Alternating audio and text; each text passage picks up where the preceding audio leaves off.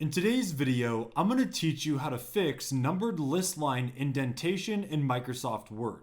If you have built a numbered list in Word, you already know how infuriating it is when your list text doesn't align properly. Either the second line of text wraps directly under the number instead of aligning with the first word, or the moment you hit double digits like number 10, Word creates a giant ugly gap. I'm going to show you how to lock down your list indents with pixel perfect alignment. Don't try to fix this by dragging random triangles on your ruler or hitting the spacebar. That will completely wreck your document file later. Instead, use the dedicated list formatting engine. So, you should be right-clicking and choosing Adjust List Indents. A small properties box will open, and you have total control over the layout math.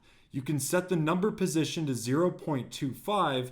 For example, it's already set. This dictates where the number itself sits. Next, set the text indent to 0.5 inches. This sets exactly where the text begins. To ensure the second line wraps perfectly, flush between the first word, make sure you add tab stop at make sure you add the tab to stop at the value that matches your text indent exactly at 0.5. Hit OK, and then your list will instantly snap into a clean, uniform grid. And now we can fix that massive awkward gap that shows up when your list reaches number 10 or higher.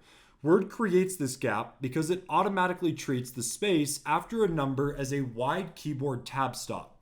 You could just right-click your list of numbers again, open Adjust List Indents, and look at the bottom drop-down menu labeled Follow Number With. And here, it's set to tab characters, as you could see at default. And you can just change the selection to space or nothing like this. And Word throws out the rigid tab rules and places a single clean character width between the period and your first word. Enjoyed this guide? If you guys did, make sure to drop a like and make sure to check out our other tutorials.